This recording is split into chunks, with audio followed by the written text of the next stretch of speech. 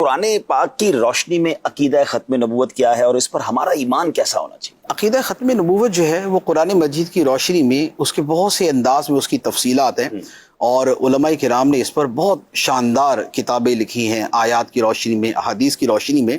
دیکھیں، سب سے پہلی بات تو یہ ہے، اللہ تعالیٰ نے آدم علیہ السلام کو جب پیدا کیا، ان کو دنیا میں بھیجا، تو اللہ تعالیٰ نے فرمایا یا بنی آدم اما یأتینکم رسل منکم، کہ اے آدم کی اولاد، تمہارے پاس اگر میری طرف سے میرے رسول آئیں، میرے رسول تشریف لائیں، تو یہ ہے وہ سلسلہ نبوت کی ابتدا کا بیان کہ آدم علیہ السلام ابھی آئے اور ساتھ میں یہ فرما دیا گیا۔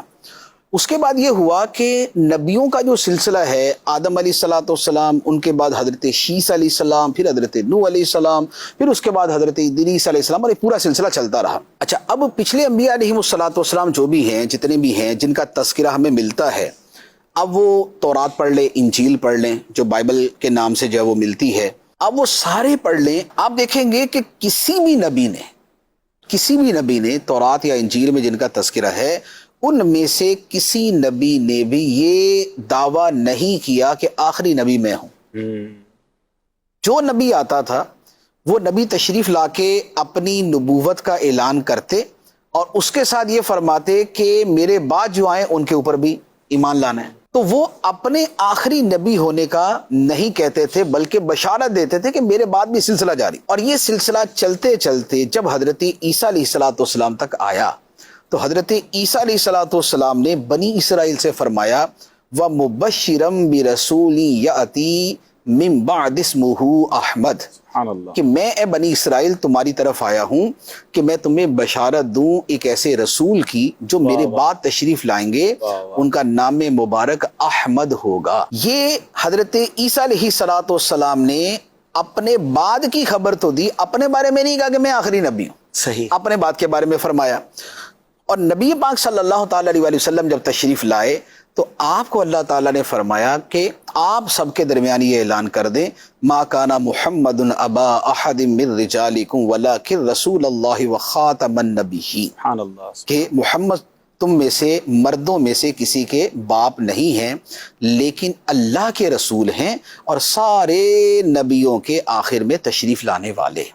تو اب یہ دیکھیں کہ جتنے نبیوں کا تذکرہ کتابوں میں موجود ہے، خواہ وہ تورات و انجیل میں ہے یا وہ قرآن مجید میں ہے یا وہ پچھلی اور کتابیں، جیسے تورات و انجیل کے علاوہ بھی آسمانی کتابیں، تو 104 آسمانی کتابیں نا ٹوٹل۔ اچھا، پھر ان کتابوں کی شروحات ان کے دور کے لوگوں نے لکھی، صحیح، جیسے قرآن پاک کی تفسیریں ہیں، اسی طرح انجیل کی، اسی طرح تورات کی بھی تفاسیر ہیں۔ ٹھیک ہے، ان سب تفسیروں میں مزید بھی جتنے نبیوں کا تذکرہ ہے، کسی ایک جگہ بھی یہ نہیں ہے کہ کسی نبی نے یہ فرمایا کہ میں آخری نبی۔ واہ واہ واہ۔ اس کا مطلب یہ ہوا کہ یہ منصب اسی انداز سے حفاظت کے ساتھ جو ہے وہ چلتا رہا، اور جہاں پر اس منصب کا حق تھا کہ وہ اعلان فرمائے، وہاں نبی پاک صلی اللہ تعالی علیہ وسلم نے اعلان فرمایا۔ یعنی کسی آسمانی دین میں، کسی آسمانی کتاب میں کسی اور نبی نے ذکر اپنے بارے میں کیا ہی نہیں ہے، آخری نبی، میں آخری نبی ہوں، یہ ذکر ہی نہیں کیا کسی، سب یہی فرماتے رہے کہ بعد میں آئیں گے ان کے اوپر ایمان لانا، بعد میں آئیں گے ان کے اوپر ایمان لانا ہے۔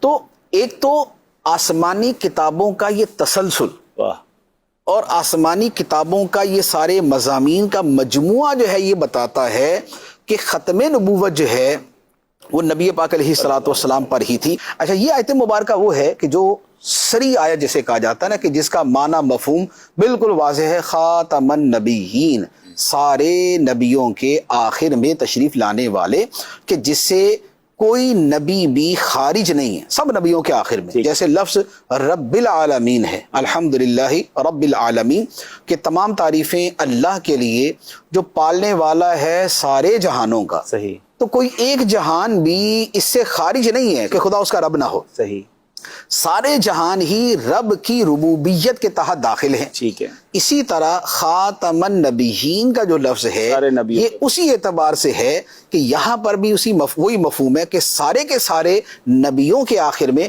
تشریف لانے والے نبی پاک علیہ السلام ہیں۔ اور یہ جو مفہوم ہے کہ خاتم النبیین کا معنی بھی یہی ہے، آخری نبی، یہ خود حدیث میں بھی ہے، اس پر صحابہ کرام کا اتفاق بھی تھا، اور اس پر پوری امت کا اتفاق رہا کہ خاتم النبیین کا معنی آخری نبی ہیں، اور وہ زمانے کے اعتبار سے، کہ زمانے کے اعتبار سے آپ آخری نبی ہیں، آپ کے بعد دوسرا کوئی نبی نہیں آئے گا۔ تو یہ ہے اس کا یہ ایک آیت مبارکہ جو اس مفہوم کی صریح آیت ہے۔ پھر اس کے علاوہ قرآن مجید کی اور بہت سی وہ آیات کہ جنہیں پڑھنے والا، جنہیں سننے والا بڑا واضح طور پہ سمجھ جاتا ہے کہ سبحان اللہ، یہ اسلام کی فائنل دین ہونے اور نبی پاک علیہ الصلوۃ والسلام کے فائنل اور آخری نبی ہونے کی دلیل ہے۔ وہ کیا ہے؟ جیسے ایک آیت مبارکہ ہے، اللہ تعالیٰ نے فرمایا الیوم اکملت لکم دینکم واتممت علیکم نعمتی ورضیت لکم الاسلام دینا۔ آج میں نے تمہارے لیے تمہارا دین مکمل کر دیا اور میں نے تم پر اپنی نعمت کو مکمل کر دیا اور میں نے تمہارے لیے اسلام کو بطور دین کے پسند کر لیا۔ اب آپ یہ دیکھیں کہ ان الفاظ کی جو اٹھان ہے اور ان الفاظ کا جو مفہوم ہے، وہ بندہ سنتے ہی سمجھ جاتا ہے کہ یہ بات کیا کہی جا رہی ہے، کمپلیشن کی بات ہو رہی ہے، یہ کمپلیشن کی بات ہو رہی ہے۔ تو یہ نبی پاک علیہ الصلوۃ والسلام کو جو اکمال دین کی، جو اتمام نعمت کی اور جو ردائے اسلام کی بشارت دی ہے، یہ ختم نبوت کی الٹیمیٹ جو ہے وہ دلیل بنتی ہے۔ ٹھیک ہے، پھر اس کے ساتھ دوسری بات یہ ہے کہ اللہ تعالیٰ نے قرآن مجید کے بارے میں فرمایا اِنَّا نَحْنُ نَزَّلْنَا الذِّكْرَ وَإِنَّا لَهُ لَحَافِظُونَ، بے شک ہم نے اس قرآن کو نازل فرمایا اور ہم ہی اس کی حفاظت کرنے والے ہیں۔ اگر قرآن کی تعلیمات نے ختم ہی ہونا تھا اور اس نے منسوخ ہی ہونا تھا اور اس کے بعد کوئی نیا نبی ہی آنا تھا تو پھر اس کی حفاظت کیا کرنی تھی؟ جیسے پیچھے اور کتابیں گزری ہیں، ان کتابوں میں ان کی امتوں نے تبدیلیاں کر دی، ہوتی رہی۔ کتنی ساری کتابیں جو ہے وہ ویسے ہی منظر عام سے غائب ہیں، موجود ہی نہیں ہے ہمارے سامنے، نہیں ہے۔ لیکن قرآن پاک کے بارے میں یہ بطور خاص فرمانا، نبی پاک علیہ الصلوۃ والسلام کی جو حیات ظاہری ہے اس میں تو قرآن اتر رہا تھا، اس میں تو محفوظ ہونا ہی ہونا تھا۔ جی اصل تو یہ تھا کہ نبی پاک علیہ الصلوۃ والسلام اور آپ کے صحابہ کے درمیان تو قرآن سن کے پڑھ کے محفوظ رہنا تھا۔ اصل بات تو تھی اس کے بھی بعد کی، کہ بعد میں بھی یہ اسی طرح محفوظ رہے گا یا نہیں، ورنہ ہر کتاب ہر نبی کے زمانے میں تو محفوظ ہی تھی۔ صحیح بات ہے، اس کے بعد ہی اس کے اندر تورات حضرت موسیٰ علیہ السلام کے زمانے میں محفوظ تھی، انجیل حضرت عیسیٰ علیہ السلام کے زمانے میں محفوظ تھی۔ تو جو تبدیلی ہے اور جو عدم حفاظت ہے وہ کب تھی؟ وہ تو بعد میں تھی، بعد میں ہوا۔ تو اس کا مطلب یہ ہوا کہ قرآن مجید کی جو حفاظت ہے وہ جیسے دور نبوی میں تھی اسی طرح اس کے بعد ہے، اور اس کے بعد کب تک ہے؟ جب تک خدا اس کا حافظ ہے، جب تک خدا اس کی حفاظت کرنے والا ہے تب تک کتاب محفوظ ہے۔ تو اللہ تعالیٰ قیامت تک اس کی حفاظت فرمانے والا ہے، تو لہذا قرآن مجید بھی قیامت تک ہے۔ اور جب قرآن مجید قیامت تک ہے تو جو منبع ہدایت ہے، جو سرچشمہ ہدایت ہے، جو منبع تعلیمات دین ہے، وہ تو قرآن ہے۔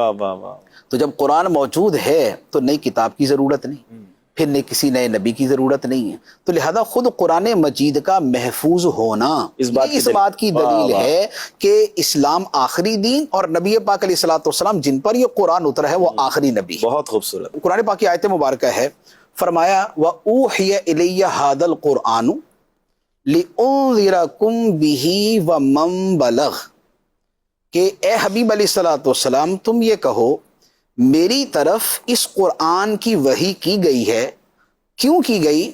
تاکہ میرے سامنے جو لوگ موجود ہیں، اے لوگوں میں تمہیں ڈر سناؤں، وَمَن بَلَغَ، اور جن جن تک یہ قرآن پہنچے میں ان کو بھی ڈر سناؤں، جیسے تمہارے لیے رسول ایسے ہی ان کے لیے رسول جن تک یہ قرآن پہنچے۔ اب دو کیٹیگری بیان کر دی، لِأُنذِرَكُم، میں تمہارے لیے رسول، کیونکہ نذیر کا لفظ قرآن پاک میں رسول کے معنی میں آتا ہے، صحیح، یہ بکثرت جو ہے نذیر جو ہے وہ رسول کے معنی میں۔